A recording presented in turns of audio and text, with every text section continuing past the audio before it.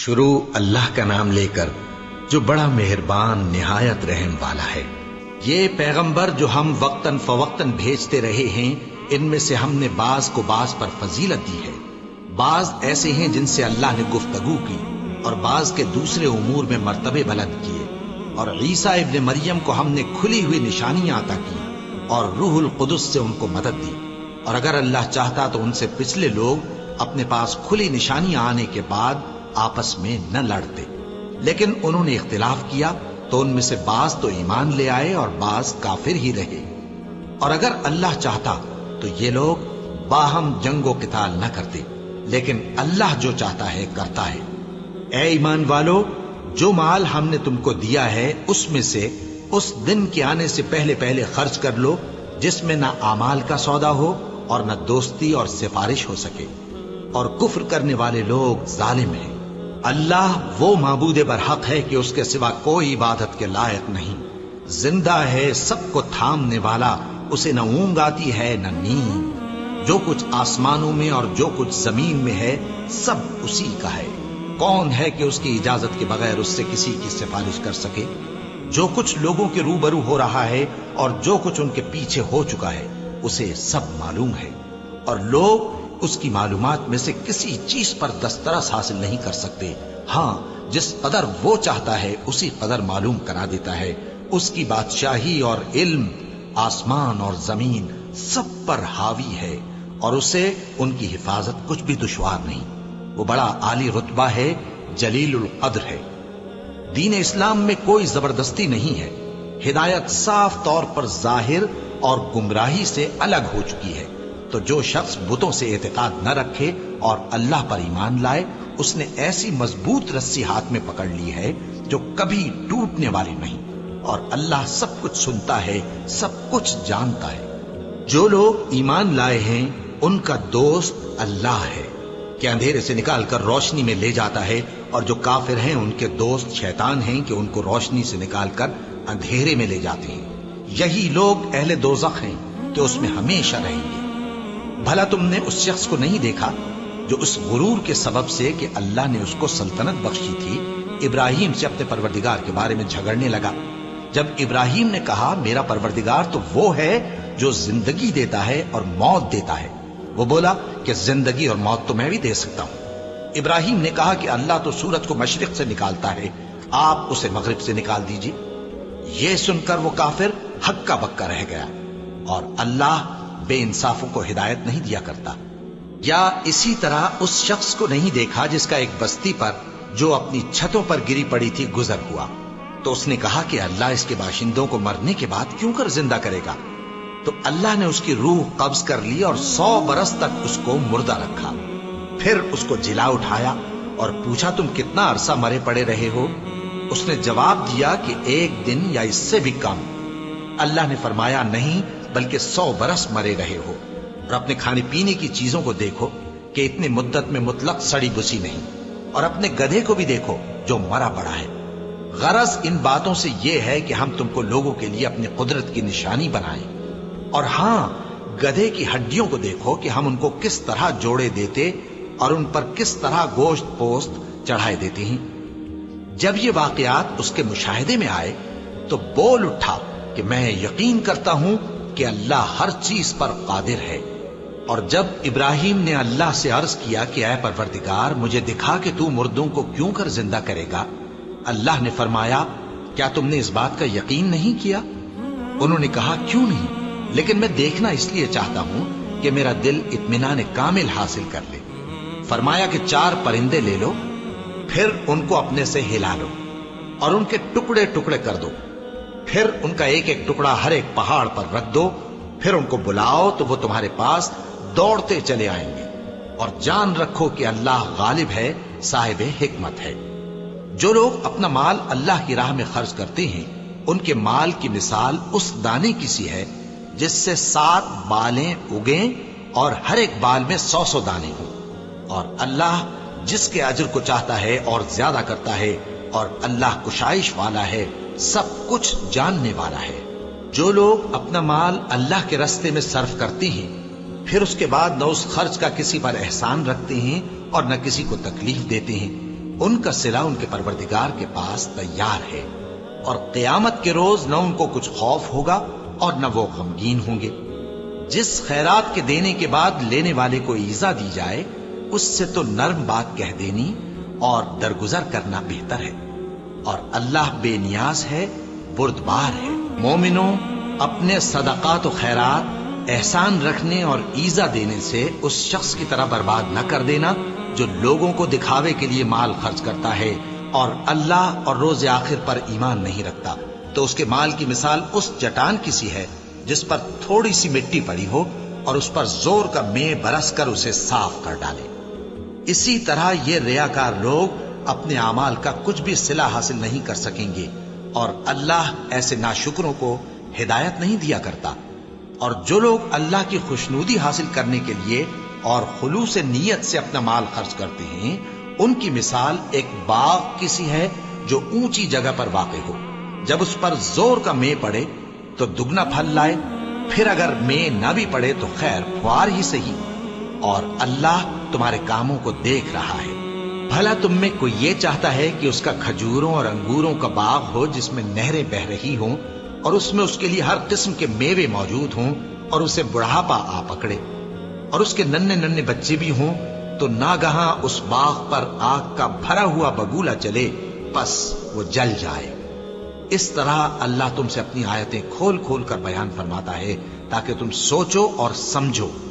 مومنوں، جو پاکیزہ اور عمدہ مال تم کماتے ہو اور جو چیزیں ہم تمہارے لیے زمین سے نکالتے ہیں، ان میں سے اللہ کی راہ میں بھی خرچ کرو، اور بری اور ناپاک چیزیں دینے کا قصد نہ کرنا کہ اگر وہ چیزیں تمہیں دی جائیں تو بجز اس کے کہ لیتے وقت آنکھیں بند کر لو، ان کو کبھی نہ لو، اور جان رکھو کہ اللہ بے نیاز ہے، خوبیوں والا ہے۔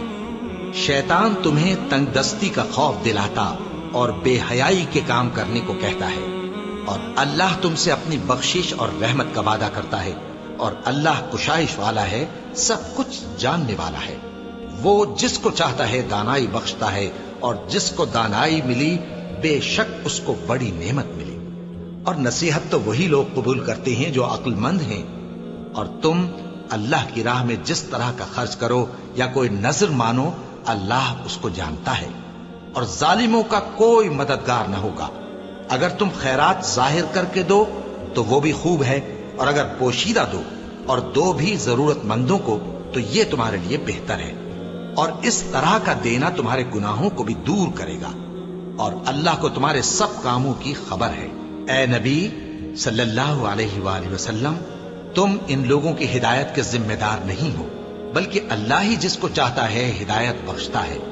اور مومنوں، تم جو مال خرچ کرو گے تو اس کا فائدہ تمہیں کو ہے، اور تم تو جو خرچ کرو گے اللہ کی خوشنودی کے لیے کرو گے، اور جو مال تم خرچ کرو گے وہ تمہیں پورا پورا دے دیا جائے گا، اور تمہارا کچھ نقصان نہیں کیا جائے گا۔ اور ہاں، تم جو خرچ کرو گے تو ان حاجت مندوں کے لیے جو اللہ کی راہ میں رکے بیٹھے ہیں اور ملک میں کسی طرف جانے کی طاقت نہیں رکھتے اور مانگنے سے آر رکھتے ہیں، یہاں تک کہ نہ مانگنے کی وجہ سے ناواقف شخص ان کو تونگر خیال کرتا ہے، اور تم قیافے سے ان کو صاف پہچان لو کہ حاجت مند ہیں، اور شرم کے سبب لوگوں سے منہ پھوڑ کر اور لپٹ کر نہیں مانگ سکتے۔ اور تم جو مال خرچ کرو گے کچھ شک نہیں کہ اللہ اس کو جانتا ہے۔ جو لوگ اپنا مال رات اور دن اور پوشیدہ اور ظاہر اللہ کی راہ میں خرچ کرتے رہتے ہیں، ان کا صلہ ان کے پروردگار کے پاس ہے، اور ان کو قیامت کے دن نہ کسی طرح کا خوف ہوگا اور نہ غم۔ جو لوگ سود کھاتے ہیں وہ قبروں سے اس طرح حواس باختہ اٹھیں گے جیسے کسی کو جن نے لپٹ کر دیوانہ بنا دیا ہو، یہ اس لیے کہ وہ کہتے ہیں کہ سودا بیچنا بھی تو نفع کے لحاظ سے ویسا ہی ہے جیسے سود لینا، حالانکہ سودے کو اللہ نے حلال کیا ہے اور سود کو حرام۔ تو جس شخص کے پاس اللہ کی نصیحت پہنچی اور وہ سود لینے سے باز آ گیا تو جو پہلے ہو چکا وہ اس کا، اور قیامت میں اس کا معاملہ اللہ کے سپرد، اور جو پھر لینے لگا تو ایسے لوگ دوزخی ہیں کہ ہمیشہ دوزخ میں جلتے رہیں گے۔ اللہ سود کو نابود یعنی بے برکت کرتا اور خیرات کی برکت کو بڑھاتا ہے، اور اللہ کسی ناشکر گناہگار کو دوست نہیں رکھتا۔ جو لوگ ایمان لائے اور نیک عمل کرتے اور نماز پڑھتے اور زکات دیتے رہے، ان کو ان کے کاموں کا صلہ اللہ کے ہاں ملے گا، اور قیامت کے دن ان کو نہ کچھ خوف ہوگا اور نہ وہ غمناک ہوں گے۔ مومنو، اللہ سے ڈرو، اور اگر ایمان رکھتے ہو تو جتنا سود باقی رہ گیا ہے اس کو چھوڑ دو۔ پھر اگر ایسا نہ کرو گے تو تم اللہ اور اس کے رسول کی طرف سے اعلان جنگ سن لو، اور اگر توبہ کر لو گے اور سود چھوڑ دو گے تو تم کو اپنی اصل رقم لینے کا حق ہے، جس میں نہ اوروں کا نقصان اور نہ تمہارا نقصان۔ اور اگر قرض لینے والا تنگ دست ہو تو اسے کشائش کے حاصل ہونے تک مہلت دو، اور اگر زر قرض بخش دو تو وہ تمہارے لیے زیادہ اچھا ہے، بشرطے کہ سمجھو۔ اور اس دن سے ڈرو جبکہ تم اللہ کے حضور میں لوٹ کر جاؤ گے، اور ہر شخص اپنے اعمال کا پورا پورا بدلہ پائے گا اور کسی کو کچھ نقصان نہ ہوگا۔ مومنو، جب تم آپس میں کسی میعاد معین کے لیے قرض کا معاملہ کرنے لگو تو اس کو لکھ لیا کرو، اور لکھنے والا تم میں کسی کا نقصان نہ کرے بلکہ انصاف سے لکھے۔ نیز لکھنے والا جیسا اللہ نے اسے سکھایا ہے لکھنے سے انکار بھی نہ کرے اور دستاویز لکھ دے۔ اور جو شخص قرض لے وہی دستاویز کا مضمون بول کر لکھوائے، اور اللہ سے کہ اس کا مالک ہے خوف کرے، اور زر قرض میں سے کچھ کم نہ لکھوائے۔ اور اگر قرض لینے والا کم عقل یا ضعیف ہو یا مضمون لکھوانے کی قابلیت نہ رکھتا ہو تو جو اس کا ولی ہو وہ انصاف کے ساتھ مضمون لکھوائے، اور اپنے میں سے 2 مردوں کو ایسے معاملے کے گواہ کر لیا کرو، اور اگر 2 مرد نہ ہوں تو 1 مرد اور 2 عورتیں جن کو تم گواہ پسند کرو کافی ہیں، کہ اگر ان میں سے ایک بھول جائے گی تو دوسری اسے یاد دلا دے گی۔ اور جب گواہ گواہی کے لیے طلب کیے جائیں تو انکار نہ کریں۔ اور قرض تھوڑا ہو یا بہت اس کی دستاویز کے لکھنے لکھانے میں سستی نہ کرنا، یہ بات اللہ کے نزدیک نہایت قرین انصاف ہے، اور شہادت کے لیے بھی یہ بہت درست طریقہ ہے۔ اس سے تم کو کسی طرح کا شک و شبہ بھی نہیں پڑے گا۔ ہاں، اگر سودا دست بدست ہو جو تم آپس میں لیتے دیتے ہو تو اگر ایسے معاملے کے دستاویز نہ لکھو تو تم پر کچھ گناہ نہیں۔ اور جب خرید و فروخت کیا کرو، مثلا زمین جائیداد کی، تو بھی گواہ کر لیا کرو، اور کاتب دستاویز اور گواہ معاملہ کرنے والوں کا کسی طرح کا نقصان نہ کرے۔ اگر تم لوگ ایسا کرو تو یہ تمہارے لیے گناہ کی بات ہے، اور اللہ سے ڈرو اور دیکھو کہ وہ تم کو کیسی مفید باتیں سکھاتا ہے، اور اللہ ہر چیز سے واقف ہے۔ اور اگر تم سفر پر ہو اور دستاویز لکھنے والا نہ مل سکے تو کوئی چیز رہن با قبضہ رکھ کر قرض لے لو، اور اگر تم میں سے کوئی دوسرے کو امین سمجھے یعنی رہن کے بغیر قرض دے دے تو امانت دار کو چاہیے کہ صاحب امانت کی امانت ادا کر دے، اور اللہ سے جو اس کا پروردگار ہے ڈرے، اور دیکھنا شہادت کو مت چھپانا، جو اس کو چھپائے گا وہ دل کا گناہگار ہوگا۔ اور اللہ تمہارے سب کاموں سے واقف ہے، جو کچھ آسمانوں میں اور جو کچھ زمین میں ہے سب اللہ ہی کا ہے۔ تم اپنے دلوں کی بات کو ظاہر کرو گے تو اور چھپاؤ گے تو اللہ تم سے اس کا حساب لے گا، پھر وہ جسے چاہے مغفرت کرے اور جسے چاہے عذاب دے، اور اللہ ہر چیز پر قادر ہے۔ رسول اللہ صلی اللہ علیہ وآلہ وسلم اس کتاب پر جو ان کے پروردگار کی طرف سے ان پر نازل ہوئی ایمان رکھتے ہیں، اور مومن بھی سب اللہ پر اور اس کے فرشتوں پر اور اس کی کتابوں پر اور اس کے پیغمبروں پر ایمان رکھتے ہیں، اور کہتے ہیں کہ ہم اس کے پیغمبروں سے کسی میں کچھ فرق نہیں کرتے، اور وہ اللہ سے عرض کرتے ہیں کہ ہم نے تیرا حکم سنا اور قبول کیا۔ اے پروردگار، ہم تیری بخشش مانگتے ہیں اور تیری ہی طرف لوٹ کر جانا ہے۔ اللہ کسی شخص کو اس کی طاقت سے زیادہ کا ذمہ دار نہیں بناتا۔ اچھے کام کرے گا تو اس کو ان کا فائدہ ملے گا، برے کرے گا تو اسے ان کا نقصان پہنچے گا۔ اے پروردگار، اگر ہم سے بھول یا چوک ہو گئی ہو تو ہم سے مواخذہ نہ کیجو۔ اے پروردگار، ہم پر ایسا بوجھ نہ ڈالیو جیسا تو نے ہم سے پہلے لوگوں پر ڈالا تھا۔ اے پروردگار، جتنا بوجھ اٹھانے کی ہم میں طاقت نہیں اتنا بوجھ ہم پر نہ رکھیو، اور اے پروردگار، ہمارے گناہوں سے درگزر کر اور ہمیں بخش دے اور ہم پر رحم فرما، تو ہی ہمارا مددگار ہے، سو ہم کو کافروں پر غالب کر۔ شروع اللہ کا نام لے کر جو بڑا مہربان نہایت رحم والا ہے۔ الف لام میم۔ اللہ جو معبود برحق ہے، اس کے سوا کوئی عبادت کے لائق نہیں، زندہ ہے، سب کو تھامنے والا۔ اس نے اے نبی تم پر سچی کتاب نازل کی جو پہلی آسمانی کتابوں کی تصدیق کرتی ہے، اور اسی نے تورات اور انجیل نازل کی تھی۔ یہ دو کتابیں اس نے پہلے نازل کی تھیں لوگوں کی ہدایت کے لیے، اور پھر قرآن جو حق اور باطل کو الگ الگ کر دینے والا ہے نازل کیا۔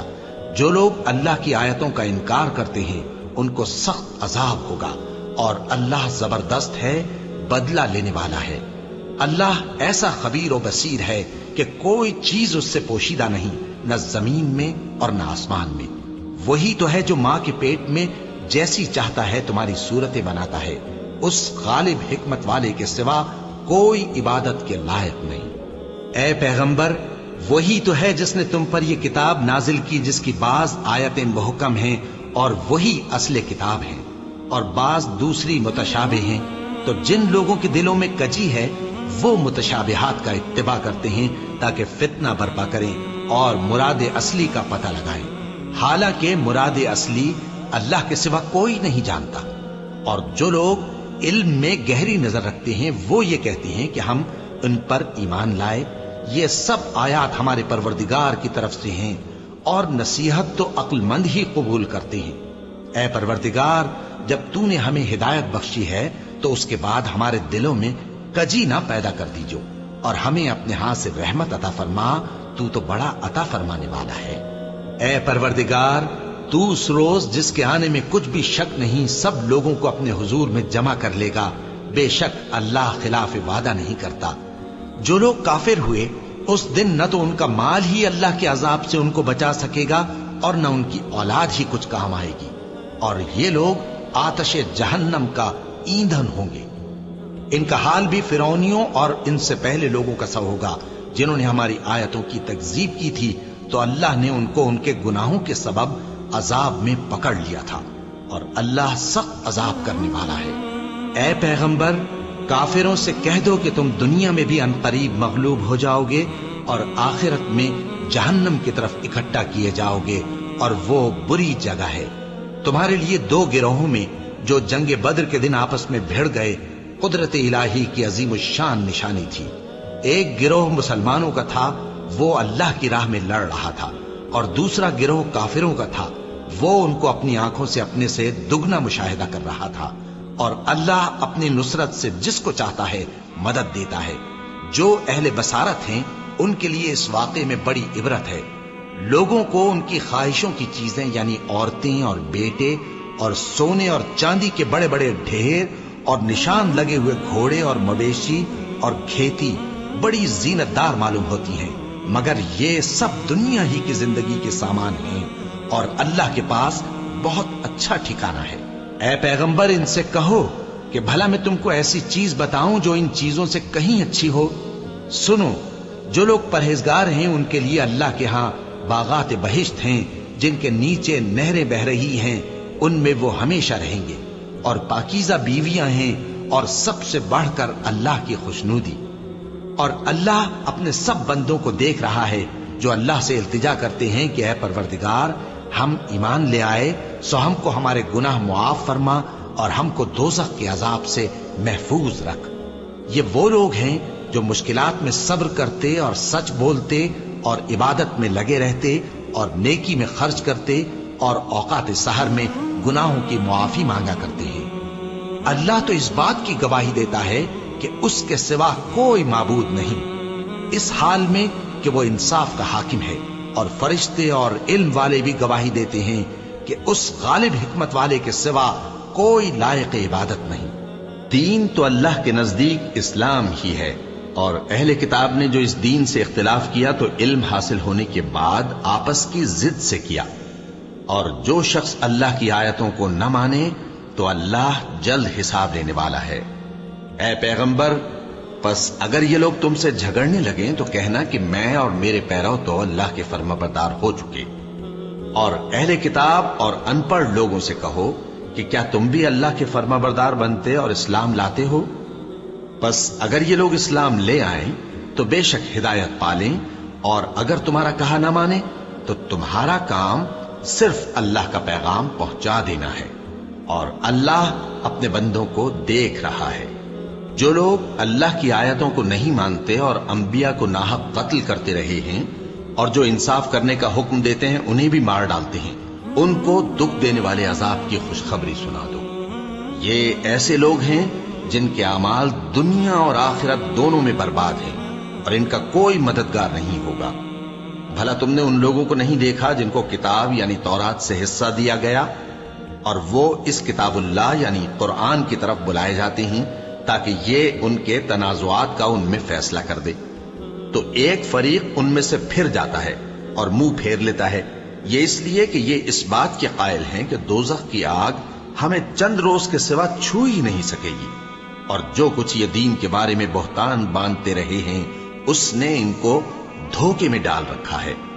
تو اس وقت کیا حال ہوگا جب ہم ان کو جمع کریں گے، یعنی اس روز جس کے آنے میں کچھ بھی شک نہیں، اور ہر نفس اپنے اعمال کا پورا پورا بدلہ پائے گا اور ان پر ظلم نہیں کیا جائے گا۔ کہو کہ اے اللہ، اے بادشاہی کے مالک، تو جس کو چاہے بادشاہی بخشے اور جس سے چاہے بادشاہی چھین لے، اور جس کو چاہے عزت دے اور جسے چاہے ذلیل کرے۔ ہر طرح کی بھلائی تیرے ہی ہاتھ ہے اور بے شک تو ہر چیز پر قادر ہے۔ تو ہی رات کو دن میں داخل کرتا اور تو ہی دن کو رات میں داخل کرتا ہے، تو ہی بے جان سے جاندار پیدا کرتا ہے اور تو ہی جاندار سے بے جان پیدا کرتا ہے، اور تو ہی جس کو چاہتا ہے بے حساب رزق بخشتا ہے۔ مومنوں کو چاہیے کہ مومنوں کے سوا کافروں کو دوست نہ بنائیں، اور جو ایسا کرے گا اس سے اللہ کا کچھ عہد نہیں۔ ہاں، اگر اس طریق سے تم ان کے شر سے بچاؤ کی صورت پیدا کرو تو مذائقہ نہیں۔ اور اللہ تم کو اپنے غضب سے ڈراتا ہے اور اللہ ہی کی طرف تم کو لوٹ کر جانا ہے۔ اے پیغمبر، لوگوں سے کہہ دو کہ کوئی بات تم اپنے دلوں میں مخفی رکھو یا اسے ظاہر کرو، اللہ اس کو جانتا ہے، اور جو کچھ آسمانوں میں اور جو کچھ زمین میں ہے اس کو سب کی خبر ہے، اور وہ ہر چیز پر قادر ہے۔ جس دن ہر شخص اپنی کی ہوئی نیکی کو موجود پا لے گا اور اپنی برائی کو بھی دیکھ لے گا تو آرزو کرے گا کہ اے کاش اس میں اور اس برائی میں دور کی مسافت ہو جاتی۔ اور اللہ تم کو اپنے غضب سے ڈراتا ہے اور اللہ اپنے بندوں پر نہایت مہربان ہے۔ اے پیغمبر، لوگوں سے کہہ دو کہ اگر تم اللہ کو دوست رکھتے ہو تو میری پیروی کرو، اللہ بھی تمہیں دوست رکھے گا اور تمہارے گناہ معاف کر دے گا، اور اللہ بخشنے والا ہے، مہربان ہے۔ کہہ دو کہ اللہ اور اس کے رسول کا حکم مانو، پس اگر وہ نہ مانے تو اللہ بھی کافروں کو دوست نہیں رکھتا۔ اللہ نے آدم اور نوح اور خاندان ابراہیم اور خاندان عمران کو تمام جہان کے لوگوں میں سے منتخب فرمایا تھا، ان میں سے بعض بعض کی اولاد تھے، اور اللہ سننے والا ہے، جاننے والا ہے۔ وہ وقت یاد کرنے کے لائق ہے جب عمران کی بیوی نے کہا کہ اے پروردگار، جو بچہ میرے پیٹ میں ہے میں اس کو تیری نظر کرتی ہوں، اسے دنیا کے کاموں سے آزاد رکھوں گی، تو اسے میری طرف سے قبول فرما، تو تو سننے والا ہے، جاننے والا ہے۔ پھر جب ان کے ہاں بچہ پیدا ہوا تو کہنے لگی کہ پروردگار، میرے تو لڑکی ہوئی ہے، جبکہ اللہ خوب جانتا تھا جو ان کے ہاں ولادت ہوئی تھی، اور نہ ہوتا لڑکا مانند اس لڑکی کے۔ اور کہنے لگی میں نے اس کا نام مریم رکھا ہے، اور میں اس کو اور اس کی اولاد کو شیطان مردود سے تیری پناہ میں دیتی ہوں۔ تو اس کے پروردگار نے اس کو پسندیدگی کے ساتھ قبول فرمایا اور اسے اچھی طرح پرورش کیا، اور زکریا کو اس کا کفیل بنایا۔ زکریا جب کبھی عبادت گاہ میں اس کے پاس جاتے تو اس کے پاس کھانا پاتے۔ یہ کیفیت دیکھ کر ایک دن مریم سے پوچھنے لگے کہ مریم، یہ کھانا تمہارے پاس کہاں سے آتا ہے؟ وہ بولی کہ اللہ کے ہاں سے آتا ہے، بے شک اللہ جسے چاہتا ہے بے حساب رزق دیتا ہے۔ اس وقت زکریا نے اپنے پروردگار کو پکارا، عرض کی کہ پروردگار، مجھے اپنی طرف سے اولاد صالح عطا فرما، تو بے شک دعا سننے والا ہے۔ چنانچہ وہ ابھی عبادت گاہ میں کھڑے نماز ہی پڑھ رہے تھے کہ فرشتوں نے آواز دی کہ زکریا، اللہ تمہیں یحییٰ کی بشارت دیتا ہے، جو کلمۃ اللہ یعنی عیسیٰ کی تصدیق کریں گے اور سردار ہوں گے اور عورتوں سے رغبت نہ رکھنے والے اور ایک پیغمبر یعنی نیکوکاروں میں ہوں گے۔ زکریا نے کہا، اے پروردگار، میرے ہاں لڑکا کیوں کر پیدا ہوگا کہ میں تو بڈھا ہو گیا ہوں اور میری بیوی بانجھ ہے؟ فرمایا، اسی طرح اللہ جو چاہتا ہے کرتا ہے۔ زکریا نے کہا کہ پروردگار، میرے لیے کوئی نشانی مقرر فرما دے۔ فرمایا، تمہاری نشانی یہ ہے کہ تم لوگوں سے 3 دن اشارے کے سوا بات نہ کر سکو گے، تو ان دنوں میں اپنے پروردگار کی کثرت سے یاد اور صبح و شام اس کی تسبیح کرنا۔ اور جب فرشتوں نے مریم سے کہا کہ مریم، اللہ نے تم کو برگزیدہ کیا ہے اور تمہیں پاک بنایا ہے اور دنیا جہان کی عورتوں میں سے تم کو منتخب کیا ہے، اے مریم اپنے پروردگار کی فرما برداری کرنا اور سجدہ کرنا اور رکوع کرنے والوں کے ساتھ رکوع کرنا۔ اے نبی، یہ باتیں اخبار غیب میں سے ہیں جو ہم تمہارے پاس بھیجتے ہیں۔ اور جب وہ لوگ اپنے قلم بطور قرعہ ڈال رہے تھے کہ مریم کا کفیل کون بنے، تو تم ان کے پاس نہیں تھے، اور نہ اس وقت ہی ان کے پاس تھے جب وہ آپس میں جھگڑ رہے تھے۔ وہ وقت بھی یاد کرنے کے لائق ہے جب فرشتوں نے مریم سے کہا کہ مریم، اللہ تم کو اپنی طرف سے ایک کلمے کی بشارت دیتا ہے جس کا نام مسیح اور مشہور عیسیٰ ابن مریم ہوگا، اور جو دنیا اور آخرت میں آبرو مند اور مقربین میں سے ہوگا، اور ماں کی گود میں اور بڑی عمر کا ہو کر دونوں حالتوں میں لوگوں سے یکساں گفتگو کرے گا اور نیکوکاروں میں ہوگا۔ مریم نے کہا کہ پروردگار، میرے ہاں بچہ کیوں کر ہوگا کہ کسی انسان نے مجھے ہاتھ تک تو لگایا نہیں؟ فرمایا کہ اللہ اسی طرح جو چاہتا ہے پیدا کرتا ہے، جب وہ کوئی کام کرنا چاہتا ہے تو ارشاد فرما دیتا ہے کہ ہو جا، تو وہ ہو جاتا ہے۔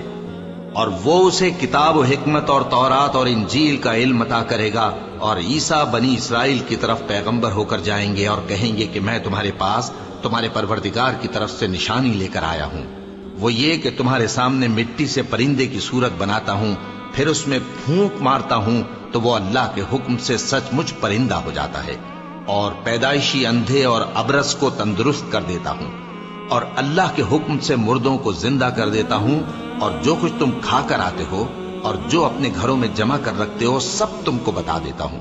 اگر تم صاحب ایمان ہو تو ان باتوں میں تمہارے لیے نشانی ہے، اور مجھ سے پہلے جو تورات نازل ہوئی تھی اس کی تصدیق بھی کرتا ہوں، اور میں اس لیے بھی آیا ہوں کہ بعض چیزیں جو تم پر حرام تھیں ان کو تمہارے لیے حلال کر دوں، اور میں تو تمہارے پروردگار کی طرف سے نشانی لے کر آیا ہوں، تو اللہ سے ڈرو اور میرا کہا مانو۔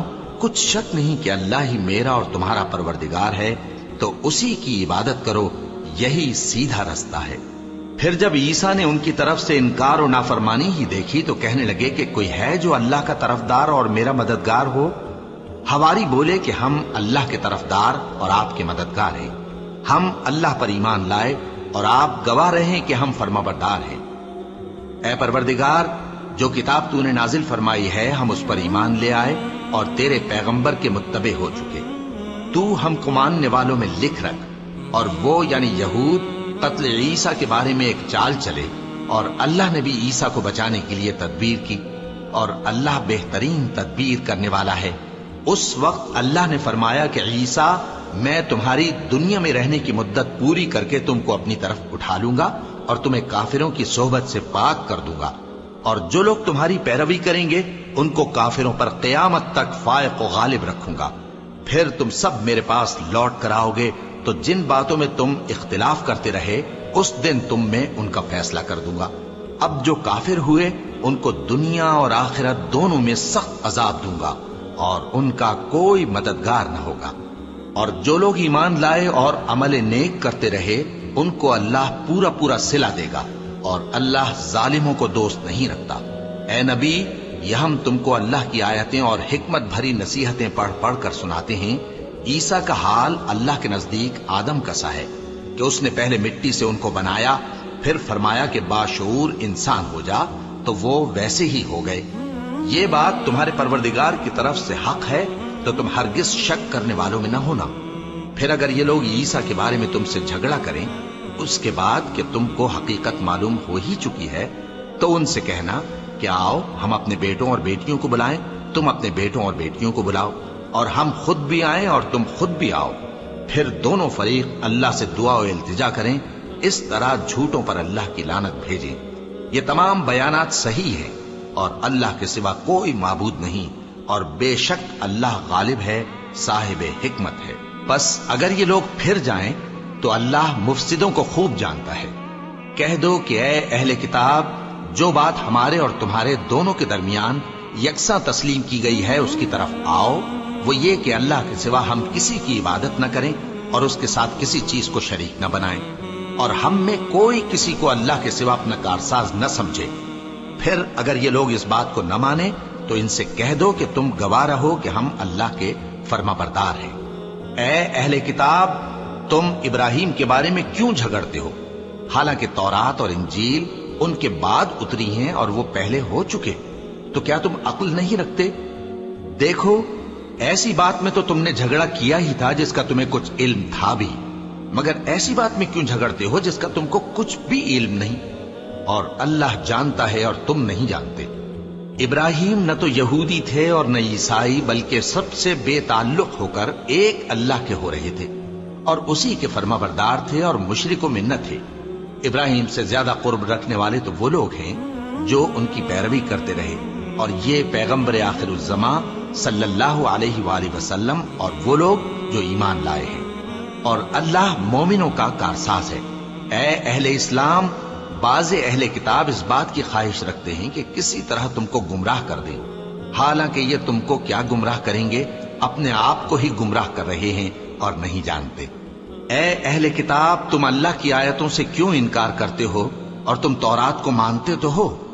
اے اہل کتاب، تم سچ کو جھوٹ کے ساتھ خلط ملط کیوں کرتے ہو اور حق کو کیوں چھپاتے ہو جبکہ تم جانتے بھی ہو؟ اور اہل کتاب کا ایک گروہ اپنے آدمیوں سے کہتا ہے کہ جو کتاب مومنوں پر نازل ہوئی ہے اس پر دن کے شروع میں تو ایمان لے آیا کرو اور اس کے آخر میں انکار کر دیا کرو، تاکہ وہ اسلام سے برگشتہ ہو جائیں اور اپنے دین کے پیروں کے سوا کسی اور کی بات کا یقین نہ کر لینا۔ اے پیغمبر، کہہ دو کہ ہدایت تو اللہ ہی کی ہدایت ہے۔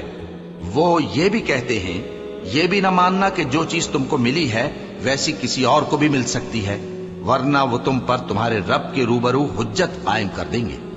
اے پیغمبر، کہہ دو کہ بزرگی اللہ ہی کے ہاتھ میں ہے، وہ جسے چاہتا ہے دیتا ہے، اور اللہ کشائش والا ہے، علم والا ہے۔ وہ اپنی رحمت سے جس کو چاہتا ہے خاص کر لیتا ہے، اور اللہ بڑے فضل کا مالک ہے۔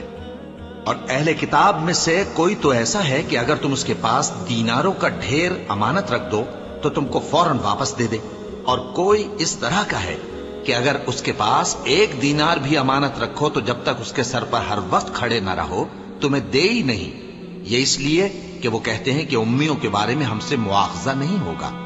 یہ اللہ پر محض جھوٹ بولتے ہیں اور اس بات کو جانتے بھی ہیں۔ ہاں، کیوں نہیں؟